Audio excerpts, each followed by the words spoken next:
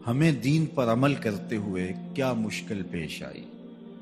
ہم تو دین کی راہوں کے مسافر ہوئے تو عزتیں پائیں، ہم نے اللہ کا نام لیا تو لوگوں نے پیار دیا، ہم نے عبادات کے طریقے اختیار کیے تو معاشرے میں شریف کہلائے۔ لیکن کتنا مشکل اور کٹھن لمحہ تھا جب کوئی اسلام لاتا تو معاشرے سے کٹ جاتا، سماجی بائیکاٹ کر دیا جاتا، وہ لوگوں سے الگ ہو جاتا۔ میرے اور آپ کے آقا و مولا حضور نبی رحمت صلی اللہ علیہ وآلہ وسلم قریش کے عالی نسب خاندان سے تعلق رکھتے ہیں، صادق بھی کہلاتے ہیں، امین بھی کہلاتے ہیں، لوگوں کی امانتیں بھی حضور کے گھر میں پڑی ہیں، اپنے فیصلوں میں حضور کو حاکم بھی مانتے ہیں۔ لیکن جب اللہ کی توحید کا اعلان کیا، جب لوگوں کو راہ راست اور راہ حق کی طرف بلایا تو یہ سارے مخالف ہو جاتے ہیں، حتیٰ کہ اپنے سقے عزیز بھی کتنے دل آزار جملے بولتے ہیں، تباً لک ہنالک سائر الیوم الہٰذا جمعتنا۔ یہ رشتے میں سکا چچا بولتا ہے۔ اللہ اکبر، مشکلیں سہی، تکلیفیں سہی، سماجی مقاطعہ ہوا، سوشل بائیکاٹ ہوا۔ شاب ابی طالب کے 3 سال کس کٹھن حالات میں حضور اور حضور کے غلاموں نے اور خاندان والوں نے کاٹے، حتیٰ کہ درختوں کے پتے کھا کھا کے گزر اوقات ہوتی تھی۔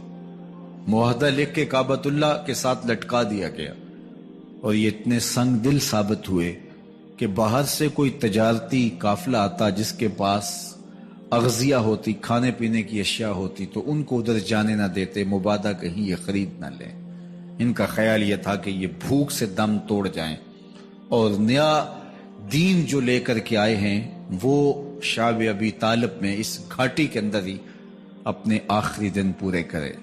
لیکن جس کو اللہ نے سر بلند کرنا ہو، عزت دینی ہو، جس دین کو پوری دنیا کے اوپر غالب ہونا تھا، اس کو کون روک سکتا تھا؟ اللہ کے محبوب علیہ الصلوۃ والسلام نے محنت، تندہی، کوشش اور کد و کاوش کے ذریعے لوگوں تک پیغام حق کا ابلاغ کیا۔ سب سے پہلے حضور کی اہلیہ حضرت سیدہ خدیجہ الکبریٰ رضی اللہ تعالی عنہا ایمان لاتی ہیں۔ حضور علیہ السلام کے قریبی دوست، گہرے دوست حضرت سیدنا ابو بکر رضی اللہ تعالی عنہ ایمان لاتے ہیں۔ حضرت علی المرتضیٰ رضی اللہ تعالیٰ عنہ اگرچہ نو عمر ہے لیکن سینے پہ ہاتھ رکھ کے کہتے ہیں جان و دل فدا کروں گا حضور آپ پہ۔ حضرت بلال حبشی اسلام لاتے ہیں، حضرت عمار ابن یاسر، حضرت سمیہ، حضرت یاسر اسلام لاتے ہیں۔ 38 لوگ ایک ایک کر کے اسلام میں داخل ہوئے۔ کفار تو چاہتے تھے کوئی دوسرا شخص ان کے ساتھ کھڑا نہ ہو، تو جب 38 لوگ حضور کے ساتھ کھڑے ہو گئے تو ان کے لیے بڑا اذیت ناک لمحہ تھا کہ یہ تحریک جس کو ہم روکنا چاہتے ہیں یہ پھیلتی چلی جا رہی ہے، لوگ اس کے ساتھ شامل ہوتے چلے جا رہے ہیں، اور لوگ ان کے لیے محبتیں اور ان کے لیے پیار پیش کرتے چلے جا رہے ہیں۔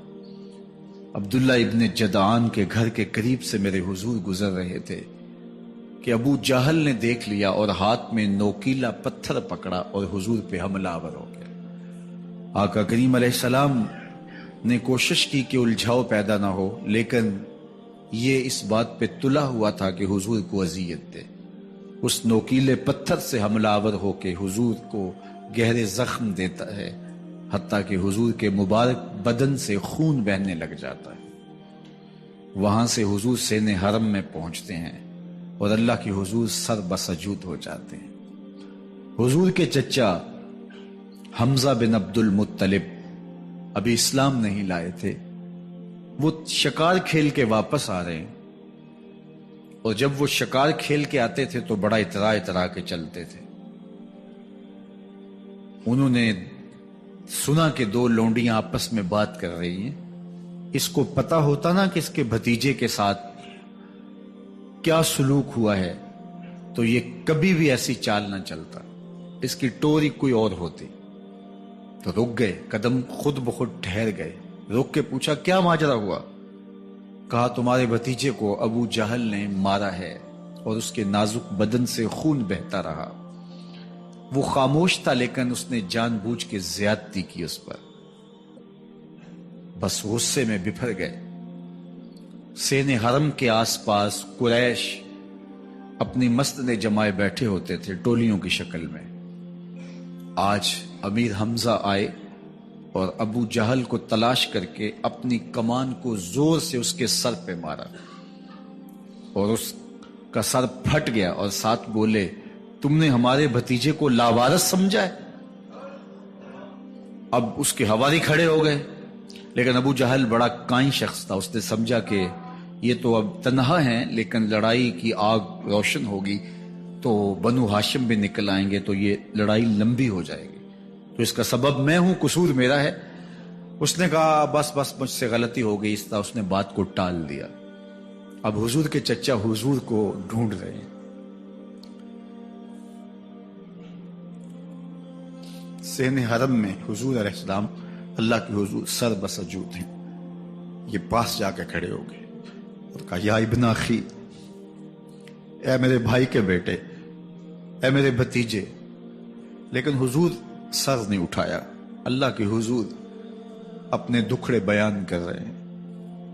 اسی کسے دے کچھ نہیں لگ دے تے نہ کوئی ساڈا دردی۔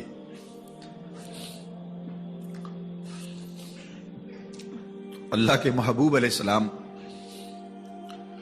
اللہ کے حضور سر بسجود ہے۔ انہوں نے پھر کہا یا ابن اخی، اے میرے بھائی کے بیٹے، اور انہیں بے چینی ہے کہ بتاؤں کہ حوصلہ رکھو میں تمہارا بدلہ لے لیا، لیکن حضور سر نہیں اٹھا رہے۔ تیسری مرتبہ پھر آواز دی، حضور نے سر اٹھایا، آنکھیں آنسوں سے بھری ہوئی تھی،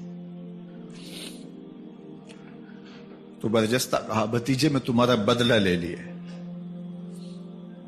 میرے حضور نے فرمایا چچا مجھے اس کی کوئی خوشی نہیں ہوئی۔ یہ حیرت زدہ ہو گئے کہ اتنا بڑا کام، اس وقت مکے کا اتنا بڑا سورما، اور میں اس سے ٹکرا کے آیا ہوں اور یہ کہہ رہے ہیں مجھے کوئی خوشی نہیں ہوئی۔ قسمت اچھی تھی۔ بولے بھتیجے تم کیسے خوش ہوتے ہو؟ کہا جس رب کو میں مانتا ہوں اس کو تم بھی مان لو۔ تو امیر حمزہ کی قسمت اچھی تھی تو آگے بڑھے اور اسلام قبول کر لیا۔ 38 لوگ پہلے مسلمان تھے، یہ 39 میں مسلمان ہو گئے۔ بس ان کا اسلام لانا مسلمانوں کے لیے تسکین قلب کا ساما ہوا۔ حضور کی آنکھوں میں امٹتے ہوئے آنسو، آگے بڑھے، کعبے کو غلاف کو پکڑا، کہا اللہم اعز الاسلام باحب الرجلین الیک بعمر ابن الخطاب او بعمر ابن حشام۔ اے اللہ ایک شیر دیا ہے، ایک شیر اور دے دے، اب تیری مرضی، یا عمر بن خطاب دے دے یا عمر بن حشام دے دے۔ اگرچہ اس نے میرے اوپر پتھر برسائے ہیں، مجھے زخمی کیا ہے، لیکن اگر دین کی تقویت اس سے ہو سکتی ہے تو مالک مجھے کوئی غصہ نہیں۔ چاہے عمر بن حشام، یہ ابو جہل کا نام ہے، مجھے چاہے ابو عمر بن حشام دے دے یا عمر بن خطاب دے دے، ایک شیر دے دیا، ایک شیر اور عطا کر دے۔ حضور کعبہ کے غلاف سے لپٹ کے اللہ کے حضور دعائیں مانگ رہے ہیں۔ 39 لوگ اسلام لا چکے ہیں، 40ویں کا انتظار ہے۔ اللہ کے محبوب علیہ السلام کی دعائیں ہیں، حضور کی التجائیں ہیں۔ ادھر یہ خبر پورے مکے میں پھیل جاتی ہے کہ حمزہ بھی ایمان لے آئے۔ کفار پر سراسیمگی سی کیفیت پیدا ہو جاتی ہے کہ ہم تو سمجھتے تھے کہ یہ 2-4 لوگ ہیں، 10-15-20 لوگ جمع ہو جائیں گے، اور اس طرح کے لوگ بھی اگر ان کے ساتھ شامل ہو گئے تو ان کا راستہ نہیں روکا جا سکے گا۔ وہ سر جوڑ کے سوچنے لگے، ابو جہل کو کوسنے دینے لگے، اس نے کیوں یہ ظلم کیا کہ اس کا نتیجہ یہ پھر ہمیں بھگتنا پڑ رہا ہے۔ اس کے لیے کوئی تدبیر کرنی چاہیے، اس کے لیے کوئی حکمت سوچنی چاہیے۔ 26 سال کا نوجوان ہے، خطاب کا بیٹا ہے، نام عمر ہے، اپنے گھر کے اندر پیچ و تاب کھا رہا ہے کہ اگر یوں ہی اسلام پھیلتا رہا تو ہمارے بتوں کے خلاف اٹھنے والا یہ نظم اتنا پھیل جائے گا کہ روکنا مشکل ہو جائے گا، آباء و اجداد کی کہانیاں ختم ہو جائیں گی، یہ ایک نیا دین ایسے پنپتا رہا تو پھر اس کو روکا نہیں جا سکے گا. کون روکے؟ دل میں خیال آیا اس کا ایک ہی حل ہے کہ بانی اسلام کی زندگی کا چراغ گل کر دیا جائے. لیکن یہ اتنا بڑا کام کون کرے؟ سوچا خود کروں گا. اٹھتی جوانی اور یہ پہلوانی کا زمانہ تھا عمر بن خطاب کا. اعضاء میں توانائی، طبیعت میں جوش، تلوار حمائل کی. دوپہر کے وقت خیال آیا تو کڑکتی دوپہر میں چل پڑے. سنسان گلیاں ہیں، سخت گرمی ہے، لوگ دیواروں سے لگ کے چلتے ہیں اگر کوئی کسی کو کسی مجبوری کے تحت کہیں جانا بھی پڑے. لیکن یہ مست ہاتھی کی طرح اپنے ارادے کو عملی جامہ پہنانے کے لیے گھر سے نکل پڑتے ہیں اور اس انداز سے تلوار حمائل کیے ہوئے آگے بڑھ رہے ہیں. نعیم بن عبداللہ آگے سے آ رہے تھے. آنکھوں میں اترا ہوا نشہ دیکھا، کہانی سمجھ گئے. یہ بھی مسلمان ہو گئے تھے لیکن ابھی ایمان ظاہر نہیں کیا. کہا عمر کدھر کے ارادے ہیں؟ کہا بانی اسلام کا چراغ بجھانے جا رہا ہوں. یہ روز روز کی کہانی ختم کرنے جا رہا ہوں. آج حمزہ ایمان لائے ہیں، کل کوئی اور آ جائے گا، پھر اس تحریک کو روکنا مشکل ہو جائے گا. نعیم بن عبداللہ مسکرا کے بولے گھر کی خبر لی ہے؟ کہا کیا ہوا میرے گھر کو؟ کہا تمہاری بہن فاطمہ بھی اس محمد کی غلام بن گئی ہے، تمہارا بہنوئی سعید بن زید بھی اس کا نوکر بن گیا ہے. بس بپھر گئے. وہ جو غصہ تھا وہ ادھر منتقل ہو گیا، بہن کے گھر کا رخ کیا. جب دروازے پہ پہنچے تو اندر سے قرآن پڑھنے کی آواز آ رہی ہے.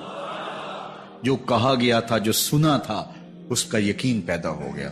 زور زور سے دروازے کو کھٹکھٹانے لگے. بہن نے دیکھا کہ بھائی ہے. جو قرآن پڑھ رہا تھا اس کو چھپا دیا اور خود دروازہ کھولا. بس پیٹنا شروع کر دیا، مار مار کے سر پھوڑ دیا. خون بہ رہا ہے. جب سر پھٹ گیا تو فاطمہ بنت خطاب بولی عمر تم خطاب کے بیٹے ہو، میں بھی خطاب کی بیٹی ہوں. سن لو محمد کا دامن نہیں چھوڑو، جو کرنا ہے کرو. جب یہ تیور دیکھے تو عمر کی حیرت انتہا کو چھو گئی. یہ کون سی قوت ہے جس نے ایک عورت کے اندر یہ جذبے رکھ دیے؟ کہا اچھا بتاؤ تم کیا پڑھ رہے تھے؟ کہا تم ناپاک ہو، تمہیں نہیں دوں گی. کہا کیسے دو گی؟ کہا پہلے غسل کرو. عمر غسل کر رہا ہے. سودا لینے کے لیے بازار گئے، ہاتھ اس کے بکے جس کے خریدار گئے. عمر غسل کر رہے ہیں. غسل کر کے باہر آئے تو بہن قرآن لے آئی. وہ کھجور کی چھالیں، وہ چمڑے کے اوپر لکھا ہوا قرآن سامنے رکھ دیا. عمر پڑھ رہے ہیں طٰہٰ ما انزلنا علیک القرآن لتشقیٰ. اے 14ویں کے چاند محبوب، قرآن اس لیے نازل تو نہیں کیا تھا کہ تم مشقت میں پڑ جائے. محبوب رحمت کے دروازے کھل رہے ہیں، کرم نوازیاں ہونے والی ہیں. عمر پڑھتے گئے، آنکھوں کے بندن ٹوٹ گئے، آنسو آنے لگے، ٹپ ٹپ آنسو گرنے لگے. عمر رو رہے ہیں، بدن کانپ رہا ہے. آئے کس ارادے سے تھے، اب حالت کیا ہوئی جا رہی ہے. اپنی بہن سے کہا، بہنوئی سے کہا جس در کے تم غلام ہوئے ہو کبھی میں بھی اس در کا غلام نہیں ہو سکتا؟ عمر کی کہیں عمر نہ برباد ہو جائے، مجھے اس چوکھٹ پہ لے چلو. کہا چلو ہم اس دہلیز پہ لے چلتے ہیں. تلوار اسی طرح حمائل کی ہوئی ہے. حضور دار ارقم میں ہے. یہ اسلام کی پہلی درس گاہ ہے، حضرت ارقم کا گھر. مسلمانوں کی تعداد بہت تھوڑی، یہاں چھپ کر کے دین سیکھتے ہیں. حضور بھی وہاں تشریف فرما تھے، باقی اصحاب بھی وہاں تشریف فرما تھے. حضرت میرے حمزہ بھی وہاں تھے. دروازے کی درزوں سے دیکھا کہ عمر آ رہے ہیں. تلوار بھی حمائل کی ہوئی. صحابہ نے کہا عمر آ رہے ہیں. امیر حمزہ نے کہا کوئی پرواہ نہیں، آنے دو. اچھا ارادہ ہوا تو خوش آمدید کہیں گے، ارادہ اچھا نہ ہوا اس کی تلوار سے گردن کاٹوں گا. اللہ اکبر. جب دروازہ کھولا تو دو صحابہ نے بازوں سے پکڑ لیا، کندھوں سے. حضور نے فرمایا کندھے چھوڑ دو. کندھے چھوڑ دیے گئے. آقا کریم علیہ الصلوۃ والسلام نے ان کے گلے کے اندر جو کپڑا تھا اس کو پکڑ کے جھٹکا دیا. اسلم عمر، عمر اسلام لاؤ. اللہ اکبر. اور ساتھ حضور نے حضرت عمر کے دل پہ ہاتھ رکھے، اللہم اہد قلبہ، اللہ عمر کے دل میں ہدایت ڈال دے. بس یہ جملہ کہنے کی دیر تھی اور حضور کا ہاتھ پھرنے کی دیر تھی، اندر سے کفر دھلتا چلا گیا۔ اور عمر نے کہا اشہد اللہ الہ الا اللہ واشہد انک رسول اللہ۔ جب یہ پڑا کلمہ تو حضور کی زبان سے بے ساختہ نکلا اللہ اکبر، اور صحابہ نے بھی اللہ اکبر کہا، اور اس زور سے کہا کہ مکے کی گلیاں گونجنے لگی۔ اب عمر ایمان لانے کے بعد حضور کی خدمت میں حاضر ہو کے عرض کرتے ہیں حضور کیا ہم حق پہ نہیں ہیں؟ فرمایا ہم حق پہ ہیں۔ کہ اللہ کا دین سچا نہیں ہے؟ فرمایا اللہ کا دین سچا ہے۔ کہا کہ آپ اللہ کے سچے نبی نہیں ہیں؟ فرمایا میں اللہ کا سچا نبی ہوں۔ تو فرمایا پھر ہم چھپ کے نماز کیوں پڑھیں؟ کہا کہ عمر تم جانتے ہو حکمت ہے، اتنے جو ہے وہ ہماری تعداد نہیں، اور کفار کا جور و ظلم اور ستم۔ عرض کی حضور ہم کعبۃ اللہ میں جا کے نماز پڑھیں گے۔ مسلمانوں کی دو صفیں بن گئی، ایک صف کی قیادت امیر حمزہ کر رہے ہیں، ایک صف کی قیادت حضرت فاروق اعظم کر رہے ہیں، درمیان میں حضور چل رہے ہیں، اور روایات میں آتا ہے حضرت عمر چلتے جاتے ہیں اور ساتھ لا الہ الا اللہ پڑھتے چلے جا رہے ہیں۔ اور پھر جا کے وہاں پہنچے تو وہاں جو صنادید قریش تھے ان پر سختہ طاری ہو گیا۔ حضرت عمر رضی اللہ تعالیٰ عنہ جب ایمان لائے تو آپ نے ایک ایک کافر کے گھر کے دروازے پہ کھڑے ہو کے کہا، جب کوئی بھی شخص مسلمان ہوتا تو کفار اس کو مارتے، زود و کوب کرتے، ظلم کرتے، ستم کرتے، گھسیٹتے بازاروں میں، لیکن حضرت عمر ایمان لائے تو ایک ایک شخص کے دروازے پر کھڑے ہو کر کے کہا کہ تم کمزوروں کو مارتے تھے، میں تمہیں بتانے آیا ہوں میں محمد عربی کا نوکر بن گیا ہوں۔ بلکہ آپ نے اعلان کیا جس نے اپنی بیوی کو بیوہ اور بچوں کو یتیم کروانا ہو اور اپنے ماں باپ کی کمر کو جھکانا ہو وہ عمر کے مقابلے میں آئے۔ اللہ اکبر۔ زنیرہ نامی ایک خاتون تھی، بہت کمزور، راوی کہتا ہے کہ اس کی ہڈیوں میں گودا نہیں تھا، عشق رسول تھا، اور اس کا ظالم آقا اس کو مارتا ہے، اور جب مار مار کے تھک جاتا ہے ادھر سے عمر آ رہے ہیں، یہ اسلام لانے کی پہلے کی کہانی ہے، تو ادھر سے عمر آ رہے ہیں تو اس نے کہا عمر تم جوان آدمی ہو تو یہ چھوڑتی نہیں ہے اپنے نبی کا نام، ذرا تم آؤ۔ تو عمر کوڑا پکڑ لیتے اسے مارتے ہیں، مارتے مارتے تھک جاتے ہیں تو پانی پینے لگتے ہیں، تو کہتے ہیں مجھے تیرے پہ ترس نہیں آیا لیکن میں ذرا پانی پینے لگا ہوں، اور پھر گلے کے اندر کپ ڈال کر کے کوڑا اور اس کی رسی کو بل دیتے ہیں اور اس کی آنکھیں باہر نکل آتی ہیں، اور کہتے ہیں بلا اپنے نبی کو جو تیری آنکھوں کی بینائی واپس کرے۔ اللہ اکبر۔ تو اس نے آسمان کی طرف منہ کر کے کہا مالک میں کبھی بھی آنکھوں کی بینائی نہ مانگتی، لیکن اب تیرے نبی کی عزت کا سوال ہے۔ آنکھوں کی بینائی واپس ہو جاتی ہے۔ زنیرہ کو بڑا مارا، آج عمر گلیوں میں آنکھوں میں آنسو ہیں اور عجیب دلے بے تاب ہے، اور کہتا ہے آؤ بھئی میں حضور کا غلام بن گیا ہوں، تمہیں بتانے آیا ہوں۔ زنیرہ نے موڑ کاٹا تو آگے عمر یہ آواز دے رہے تھے۔ زنیرہ ایک کونے پہ کھڑے ہو کے زو کے کہتی ہے عمر تم تو بڑے اس دن جوش و غضب میں تھے اور تم مارتے ہوئے تھکتے نہیں تھے۔ تو عمر نے کہا زنیرہ اس دن میں نے دیکھا نہیں تھا، اب میں محمد عربی کو دیکھ آیا ہوں۔ جنہ ویکھیا نہیں ہو کرن گلاں، جنہ ویکھیا نہیں ہو کرن گلاں، جنہ ویکھیا ہو تے بول دے نہیں، جڑے محرم راز حقیقت دے اور راز حقیقت کھول دے نہیں۔ تو حضرت عمر رضی اللہ تعالیٰ عنہ ایمان لائے۔ حضرت عبداللہ ابن مسعود رضی اللہ تعالیٰ عنہ فرماتے ہیں کہ حضرت عمر کا ایمان لانا مسلمانوں کے لیے عزت کا سبب تھا، ان کا ہجرت کرنا مسلمانوں کی نصرت تھی، اور ان کی خلافت مسلمانوں کے لیے رحمت تھی۔ حضرت عمر رضی اللہ تعالی عنہ وہ ہیں کہ میرے حضور نے فرمایا لوگوں جب نیک لوگوں کا ذکر کرو تو میرے عمر کا تذکرہ ضرور کیا کرو۔ میرا عمر وہ ہے کہ جب وہ ایک جگہ ایک سمت سے آ رہا ہو، ایک گلی اور بازار سے آ رہا ہو تو شیطان بھی آ رہا ہو، عمر کو دیکھ کے راستہ تبدیل کر لیتا ہے۔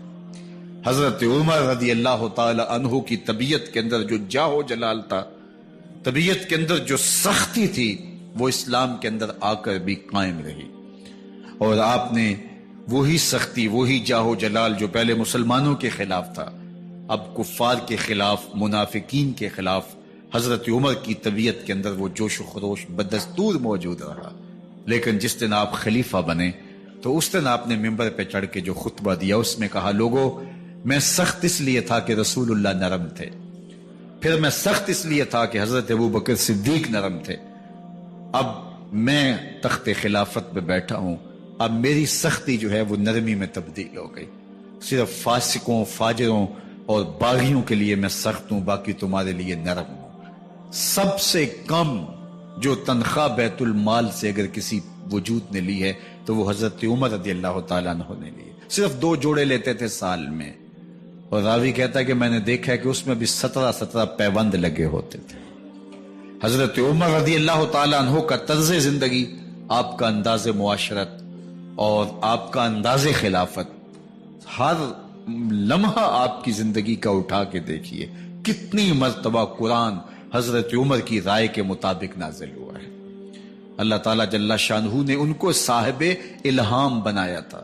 ہر امت میں کوئی صاحب الہام ہوتا ہے، حضور کی امت کا صاحب الہام حضرت عمر رضی اللہ تعالیٰ عنہ، اور آقا کریم نے انہیں اپنا وزیر قرار دیا، فرمایا میرے 2 وزیر آسمانوں میں ہیں، 2 وزیر زمینوں میں ہیں، آسمانوں کے وزیر جو ہے وہ جبرائیل اور میکائیل ہیں، اور زمین کے وزیر ابو بکر اور عمر ہیں رضی اللہ تعالی عنہما۔ تو اللہ تعالیٰ جل شانہ نے حضرت سیدنا صدیق اکبر کے بعد حضرت سیدنا عمر بن خطاب رضی اللہ تعالیٰ عنہ سے جو کام لیا، مختصر دور خلافت کے اندر 10 سال 6 ماہ 4 دن آپ نے خلافت فرمائی ہے، لیکن کہاں سے چلے اور یہاں مکران تک، بلوچستان کا حصہ ہے، یہاں تک آپ کے سلطنت کی حدود وسیع ہوئی، ادھر آرمینیا تک جا پہنچے، حمص فتح کیا، قادسیہ، یرموک، آپ ذرا دیکھیے کہ کہاں تک آپ کی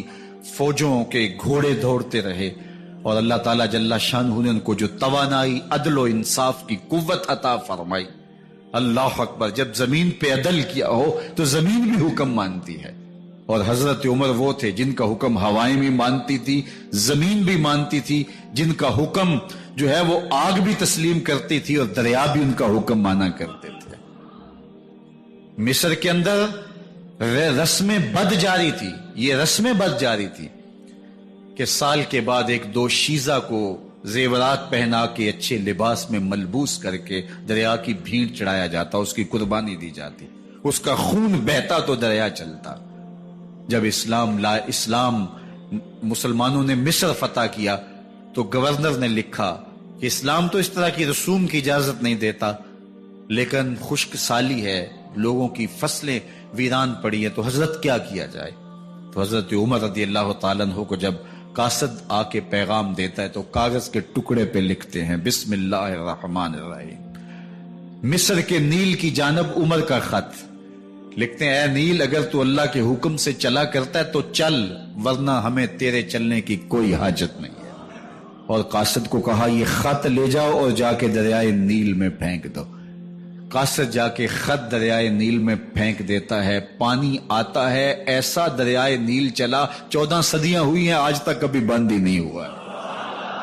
دریا حکم مانتے ہیں، آگ نکلتی ہے، لوگ حضرت عمر رضی اللہ تعالی عنہ کے پاس آئے، حضرت لاوا پھوٹا ہے، آگ نکل رہی ہے اور مدینے کی طرف بڑھ رہی ہے، اب کیا کیا جائے؟ فائر بریگیڈ تو زمانے میں تھی نہیں۔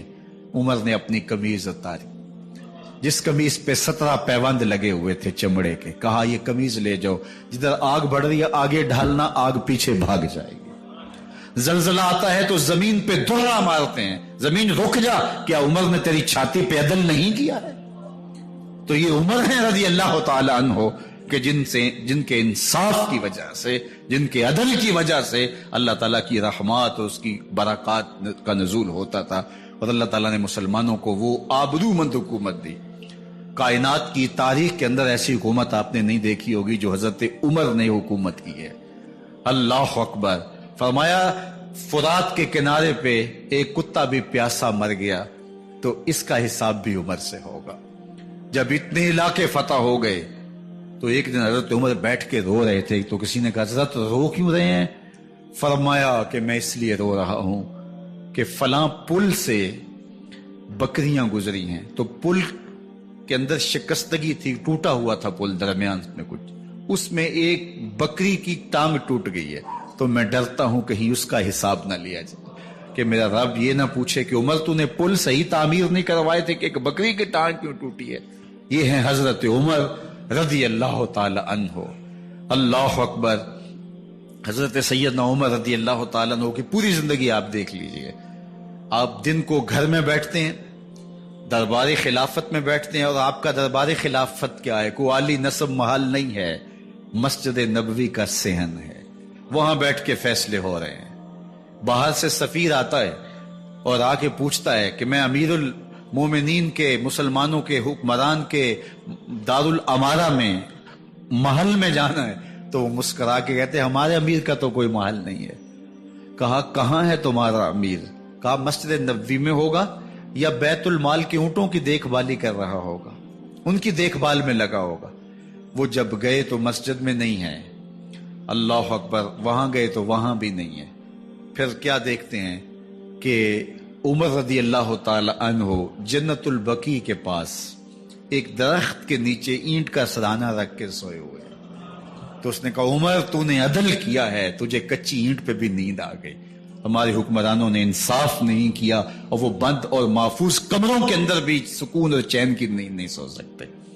حضرت سیدنا عمر رضی اللہ تعالیٰ عنہ نے اس طرح ان امور سلطنت نبھائے۔ آپ دن کو لوگوں کی دیکھ بھالی کرتے، لوگوں کی ضروریات سنتے سمجھتے، اور جب رات پڑتی لوگ سو جاتے، عمر مدینے کی گلیوں میں پہرا دیتے۔ کائنات نے کوئی ایسا بھی حکمران دیکھا ہوگا؟ اللہ اکبر۔ وہ مجاہد جو مختلف محاذات پہ گئے ہوئے ہوتے، ان کے گھروں کی دیکھ بھالی کرتے، ان کی ضروریات کا خیال رکھتے، ان کی آبرو کا پہرا دیتے۔ راتوں کی تنہائیوں کے اندر حضرت عمر اٹھتے اور جا کے گشت کرتے، چکر لگاتے، دیکھتے کوئی آنکھ پر نم نہ ہو، مفلسی کا کسی گھر میں ماتم نہ ہو، لوگوں کی ضروریات کا خیال رکھتے۔ اللہ اکبر۔ ایک دن حضرت عمر رضی اللہ تعالیٰ عنہ ایک گھر کے قریب سے گزرے، گھر سے دھواں نکل رہا تھا، سوچا کوئی مہمان ہوگا، گزر گئے۔ تھوڑی دیر کے بعد پھر دوبارہ اس گلی سے گزر ہوا تو پھر دھواں نکل رہا تھا، پھر گزر گئے۔ 2 گھنٹے کے بعد پھر دوبارہ ادھر سے گزران ہوا تو پھر دھواں نکل رہا تھا۔ رات کا پچھلا پہر، ابھی تک گھر سے دھواں نکل رہا ہے۔ عمر رضی اللہ تعالیٰ عنہ نے دروازے کو کھٹکھٹایا، اندر سے خاتون کی آواز ہے، اس وقت کون ہے؟ کہا ایک مسافر ہوں، پوچھنا چاہتا ہوں تمہارے گھر سے دھواں کیوں نکل رہا ہے رات کے اس پہر؟ کہا تمہیں اس سے کیا غرض؟ کہا نہیں مجھے تشویش ہوئی ہے۔ تو اس نے کہا عمر کی جان کو رو رہی ہوں۔ حضرت عمر رضی اللہ تعالیٰ عنہ نے کہا کیا ہوا؟ کہا کہ کھانے کے لیے گھر کچھ نہیں ہے، بچے ضد کر رہے ہیں، ہنڈیا کے اندر پتھر ڈال کر کے میں نیچے سے آگ دیے جا رہی ہوں، بچوں کہتی ہوں تھوڑی دیر ہے تھوڑی دیر ہے، کہ بچے تھک کے سو جائیں گے انتظار کر کر کے، تو کچھ ہو تو پکے، اور بچے ہیں بھوک سے، شدت بھوک کی وجہ سے سو بھی نہیں رہے، اور میں یہاں بیٹھے عمر کی جان رو رہی۔ حضرت عمر رضی اللہ تعالیٰ عنہ واپس آئے، گھی کا کنستر اٹھایا، آٹے کی بوری لی اور ساز و سامان لیا۔ خادم تھا آپ کا اسلم بیت المال میں، اس نے حضرت یہ سب کچھ میں اٹھا لیتا ہوں۔ کہا حشر کے دن میرا بوجھ اٹھاؤ گے؟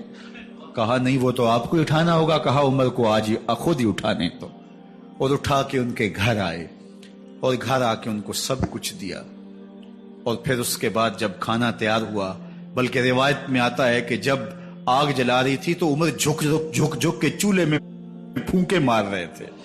اللہ اکبر۔ اس خاتون کو نہیں پتا کہ یہ کون ہے، یہ کوئی اجنبی مسافر ہے، میری مدد کر رہا ہے۔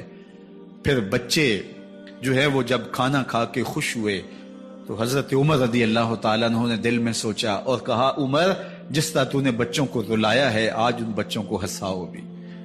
تو بچے بیٹھے ہیں تو عمر کبھی ادھر جاتے ہیں کبھی ادھر جاتے ہیں، جس طرح بچوں کو کھلانے کے لیے جو ہے وہ گھٹنوں کے بل اور ہاتھوں کے بل لوگ چلتے ہیں، حضرت عمر یوں چلتے ہیں اور وہ بچے مسکراتے ہیں۔ جب بچے ہنسنے لگے، کھانا کھا چکے، عمر اس خاتون سے مخاطب ہو کے کہتے ہیں بہن دیکھ عمر کی بڑی مجبوریاں ہیں، فسطاط، یرموک، کہاں کہاں آرمینیا، کہاں کہاں سرحدوں پہ محاذ پہ لوگ موجود ہیں، ان کی دیکھ بھال کرنی، امور خلافت، کیا کیا معاملے ہیں، تنہا اکیلے بیچارے کی جان ہے، وہ نہیں خیال کر سکا، چل تو اسے معاف کر دے۔ وہ بہن کہتی ہے تو اتنی ہمدردی کیوں کرتے عمر کی؟ نہیں، میں عمر کو معاف نہیں کروں، کل قیامت کے دن میں اللہ کے حضور عمر کا گریبان پکڑوں گی۔ تو دوسرے علاقے فتح کرتا تھا، میری خبر ہی نہیں تھی۔ اللہ اکبر! جب یہ بات کی تو عمر چیخیں مار کے رونے لگے اور ہاتھ جوڑ کے کہنے لگے، بہن یہ تمہارے سامنے ہی تو عمر کھڑا ہے۔ یہ حضرت عمر تھے رضی اللہ تعالیٰ عنہ، اور اللہ کے محبوب علیہ الصلوۃ والسلام کے خلیفہ راشد، دوسرے خلیفہ، 10 سال 6 ماہ اور 4 دن آپ نے خلافت کی۔ اور تاریخ کہتی ہے اگر عمر رضی اللہ تعالیٰ عنہ کو 10 سال اور مل جاتے، یا مغربی مفکرین کہتے ہیں کہ اگر کائنات کو ایک عمر اور مل جاتا، پوری دنیا پہ مسلمانوں کی حکومت ہوتی، کہیں کفر باقی نہ بچتا۔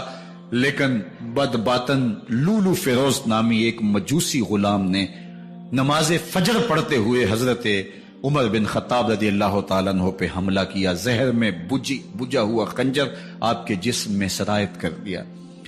آپ وہاں سے اٹھا کے گھر لائے گئے اور 4 دن تک مسلسل آپ اس اذیت اور تکلیف میں رہے۔ جب آخری وقت آیا تو اپنے بیٹے کو بلایا، کہا بیٹا میں نے ام المومنین سیدہ عائشہ رضی اللہ تعالیٰ عنہ سے پوچھا ہوا ہے کہ میرے مرنے کے بعد حضور علیہ السلام کی قربت میں مجھے جگہ دے دی جائے۔ ہو سکتا ہے میں امیر المومنین مسلمانوں کا خلیفہ ہوں تو اس وجہ سے انہوں نے اجازت دے دی ہو، جب میں فوت ہو جاؤں تو ظاہر خلیفہ نہیں رہوں گا، تو پھر جا کے ان کو دوبارہ کہنا کہ میرے باپ کا پیغام ہے، اگر وہ اجازت دیں تو مجھے حضور کی قربت میں دفن کر دینا، اور اگر وہ اجازت نہ دیں تو پھر جنت البقیع میں مجھے دفن کر دینا۔ جب حضرت سیدنا عمر بن خطاب رضی اللہ تعالیٰ عنہ کا انتقال ہو گیا تو آپ کے صاحبزادے ابن عمر حضرت عائشہ رضی اللہ تعالیٰ عنہا کے پاس گئے، کہا کہ میرے باپ کا سلام ہے آپ کے نام، انہوں نے آپ کو زندگی میں کہا تھا کہ حجرہ انور میں سیدنا صدیق اکبر کے ساتھ 2 گز جگہ مجھے بھی نصیب ہو جائے، تو آپ نے اجازت دے دی تھی۔ تو میرے والد گرامی نے فوت ہوتے ہوئے کہا کہ دوبارہ ام المومنین کے پاس جانا اور دوبارہ پوچھنا۔ اس وقت تو میں امیر المومنین تھا، ہو سکتا ہے وعدہ کر لیا ہو، لیکن اب اگر آپ اجازت دیں تو یہاں ہم قبر ان کے لیے کھود لیں، ورنہ ہم جنت البقیع میں دفن کر دیں۔ تو ام المومنین سیدہ عائشہ رضی اللہ تعالیٰ عنہ رو پڑی اور فرمایا یہ جگہ میں نے اپنے لیے رکھی تھی، لیکن عمر نے اسلام کے لیے خدمت اتنی کی ہے کہ میں نے خود ترجیح دی ہے، اس لیے میں اجازت دیتی ہوں کہ یہاں عمر کو دفن کیا جائے۔ اللہ اکبر! اور پھر وہاں حضرت عمر رضی اللہ تعالی عنہ کو دفن کیا گیا۔ یہ قبر میرے حضور کی ہے، 7 حضرت صدیق اکبر ہیں، 7 حضرت عمر فاروق رضی اللہ تعالی عنہ ہیں۔ جے شک ہووی تے چل مدینے، جے شک ہووی تے چل مدینے، ویخ لے جوڑ مزاراں دا، بن یار نبی دیاں یاراں دا۔ حضور نے فرمایا، ایک دن مسجد نبوی سے باہر نکل رہے تھے اور کچھ لوگ مسجد میں داخل ہو رہے تھے، حضور نے دائیں ہاتھ سے ابو بکر کا ہاتھ پکڑا تھا اور بائیں ہاتھ میں حضرت عمر کا ہاتھ تھا، اور جب لوگوں کو آتے ہوئے دیکھا ان کو مخاطب کرتے ہوئے کہا، ہاکذا نبعث یوم القیامہ، قیامت کے دن ہم قبروں سے یوں ہی اٹھائے جائیں گے، میرے دائیں ہاتھ میں ابو بکر کا ہاتھ ہوگا، بائیں ہاتھ میں عمر کا ہاتھ ہوگا، جے شک ہووی تے چل مدینے، آ ویخ لے جوڑ مزاراں دا، بن یار نبی دیں یاراں دا۔ تو میرے حضور نے فرمایا جب اچھے لوگوں کا ذکر کرو تو میرے عمر کا ذکر بھی ضرور کیا کرو۔